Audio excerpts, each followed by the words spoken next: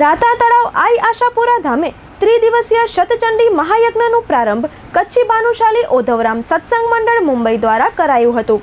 મુખ્ય દાતા કરશનદાસ પરસોત્તમ ચાંદ્રા અને હરિરામ પરસોત્તમ ચાંદ્રા પરિવાર રહ્યા છે।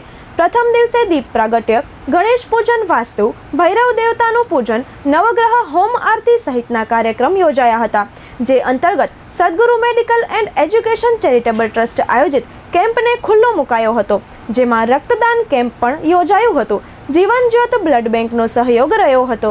આ કેમ્પ તારીખ 14 અને 15 ચાલશે, જેના દાતા રાજેશ શામજીભાઈ નંદા પરિવાર રહ્યા છે। સાંસદ વિનોદ ચાવડા, દેવજી વચન, કલ્પેશ ગોસ્વામી, જયેશ સચદે, ધારાસભ્ય કેશુભાઈ પટેલ વગેરે હાજર રહ્યા હતા।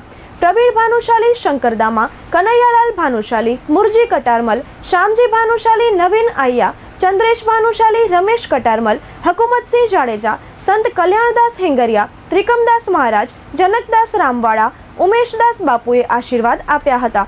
રાતા તળાવ સંસ્થાના મનજી બાપુ ભાનુશાલી, જયેશ ઠક્કર હાજર રહ્યા હતા। સંચાલન છત્રસિંહ જાડેજાએ કર્યું હતું।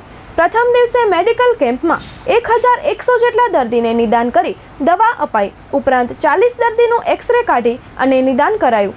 86 યુનિટ જેટલું રક્તદાન થયું હતું। 100 જેટલા દર્દીઓ ક્રિટિકલ ઓપરેશન લાયક આવ્યા હતા, જેમનો કેમ્પ બાદ ડોક્ટરો સાથે પરામર્શ કરી ઓપરેશન અને સારવાર કરાવી અપાશે। જિલ્લાના વિવિધ 25 ડોક્ટરોની ટીમ સાથે વિવિધ તાલુકાના 37 CHOની ટીમ મેડિકલ કેમ્પમાં દર્દીઓનું નિદાન કર્યું હતું। આજે અદાણી મેડિકલની ટીમ સેવા આપશે અને કેમ્પના સ્થળે 25 જેટલા PM કાર્ડ કાઢી અપાયા હતા। અબડાસા તાલુકાના રાતા તળાવ મુકામે ઓધવરામ સત્સંગ મંડળ અને સદગુરુ મેડિકલ ચેરિટેબલ ટ્રસ્ટ દ્વારા એક સત્યની યજ્ઞ અને મહા મેડિકલ કેમ્પનું જ્યારે આયોજન કરવામાં આવ્યું છે, ત્યારે સૌ આયોજકોને હું શુભેચ્છાઓ આપું છું।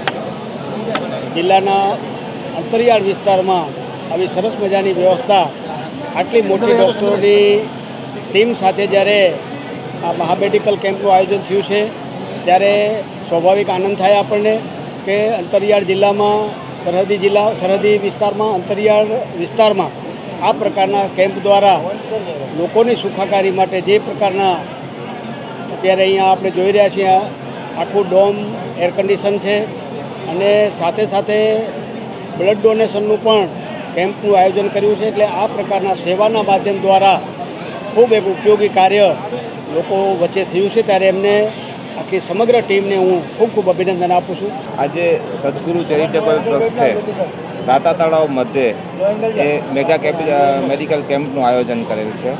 એની અંદર અમે ભુજના 25થી વધારે ડૉક્ટરો અને જીવન જ્યોત બ્લડ બેંકમાં અહીંયા જે બ્લડ ડોનેશનનું કેમ્પ છે એનું આયોજન કરેલ છે। આજે આ જે મેડિકલની ટીમ છે એની અંદર બધા જ સિનિયર ડૉક્ટરો છે કે કદાચ ભુજમાં આપણે એમની હોસ્પિટલમાં જવું હોય તો એપોઇન્ટમેન્ટ લેવી પડે, અથવા તો 4 થી 6 કલાક આપણે બેસીએ ત્યારે એ ડૉક્ટર પાસે આપણે બતાવવાનો વારો આવે। એ આખી સમગ્ર ટીમ આજે અહીં રાતા તળાવ મધ્યે પધારી છે।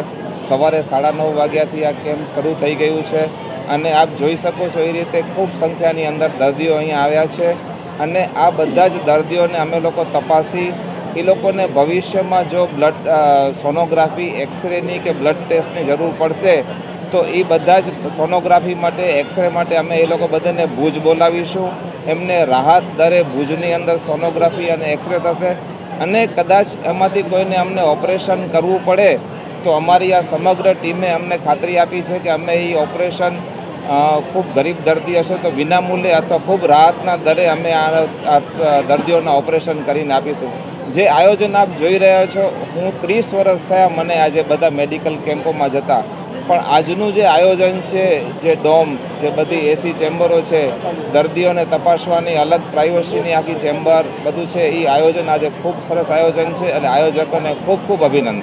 આ લાગણીનું તો વર્ણન થાય જ નહીં, કારણ કે આ લાગણી ખરેખર અમે અહોભાગ્ય છીએ। કદાચ આ યજ્ઞ ઘરે કરવું હોય ને તો થઈ શકત, પણ જ્યારે બાપુના સાનિધ્યમાં અને આ ગૌશાળામાં કર્યું છે તેનું કંઈક અલૌકિક જ ખુશી અંદરની છે, જે અમે માપદંડ તમને આપી જ ન શકી। આ વિચાર મારા સસરા કરશનદાસ ચાંદ્રા, એમની બહુ ઈચ્છા હતી, એક વખત મનજી બાપુ એમને મળવા આવ્યા હતા ઘરે, તો એમની તબિયત જરાક નરમ ગરમ હતી ને બેડ ઉપર હતા, તો એ વારંવાર કહેતા હતા કે મનજીભાઈ એક યજ્ઞ કરવો છે મારે, પણ ક્યારે થશે શું થશે એ કાંઈ નહીં, બસ એટલું એમને ઈચ્છા હતી કે મારે યજ્ઞ કરવો છે અને એ જ સપનો સાકાર કરવા મંજી બાપુ જેવા ભગવાને નિમિત્ત કરી અને મોકલ્યા હશે કદાચ. તો આ યજ્ઞ પરિપૂર્ણ અને મારા સસરાનો સપન એમણે પૂરું કરી અને બતાવ્યું છે. અહીંયા ધાર્મિક તો યજ્ઞ નાના મોટા થઈ રહ્યા છે. સતચંડીનું આપણે મુખ્ય દાતારે જે કીધું એના વડીલના સંકલ્પ હતા, એ સંકલ્પ એની પાસે વડીલ પાસેથી હું લીધું, એ આજે થઈ રહ્યો છે. પછી મેડિકલની વાત આવે, આજથી પૂર્ણ આવ્યું ત્યારે આ અહીંયાની પ્રજાની વાત થતી હતી કે ભુજમાં 12 વાગે હોસ્પિટલ બંધ થઈ જાય છે સરકારી, અને અહીંયા 24 કલાક ખુલ્લો છે, એટલે અહીંયા એક હોસ્પિટલ બનાવો. એટલે આમ વિચાર આવ્યું, ટ્રસ્ટ રજીસ્ટર કર્યું. ટ્રસ્ટ રજીસ્ટર કરે પોઠિયા પછી અમે એમ વિચાર્યું કે હવે એક હોસ્પિટલ બનાવી, પણ અમે કીધું કે એક વાર હોસ્પિટલ એવું કેમ્પ કરીએ કે હોસ્પિટલ જેવું લાગે.